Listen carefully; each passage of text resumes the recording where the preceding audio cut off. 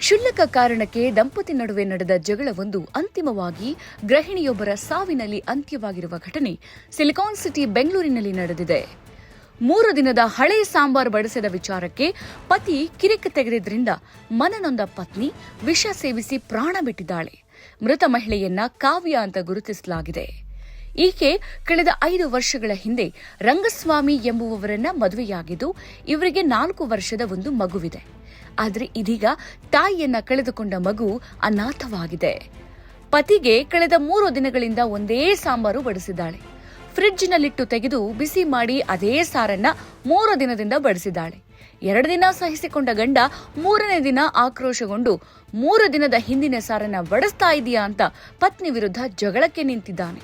ಅಲ್ಲದೆ ಪತ್ನಿಗೆ ಹಿಗ್ಗ ಮುಗ್ಗ ಬೈದಿದ್ದಾನೆ. ಪತಿಯ ಆಕ್ರೋಶಭರಿತ ಬೈಗುಳಕ್ಕೆ ನೊಂದ ಪತ್ನಿ ಬದುಕನ್ನೇ ಅಂತ್ಯಗೊಳಿಸಿದ್ದಾಳೆ. ಪತಿಯ ನಿಂದನೆ ಹಾಗೂ ಹಲ್ಲೆಯ ಯತ್ನದಿಂದ ತೀವ್ರವಾಗಿ ಮನನೊಂದ ಕಾವ್ಯ ದುಡುಕಿನ ನಿರ್ಧಾರ ಕೈಗೊಂಡಿದ್ದಾಳೆ. ಕಾವ್ಯ ವಾಂತಿ ಮಾಡಿಕೊಳ್ತಾ ಇರುವುದನ್ನು ಗಮನಿಸಿದ ಕುಟುಂಬ ಸದಸ್ಯರು ತಕ್ಷಣವೇ ಅವರನ್ನ ಸಮೀಪದ ಆಸ್ಪತ್ರೆಗೆ ಕರೆದೊಯ್ಯಲು ಯತ್ನಿಸಿದ್ದಾರೆ. ಮಾರ್ಗ ಮಧ್ಯದಲ್ಲೇ ಕಾವ್ಯ ಕೊನೆಯುಸಿರೆಳೆದಿದ್ದಾಳೆ.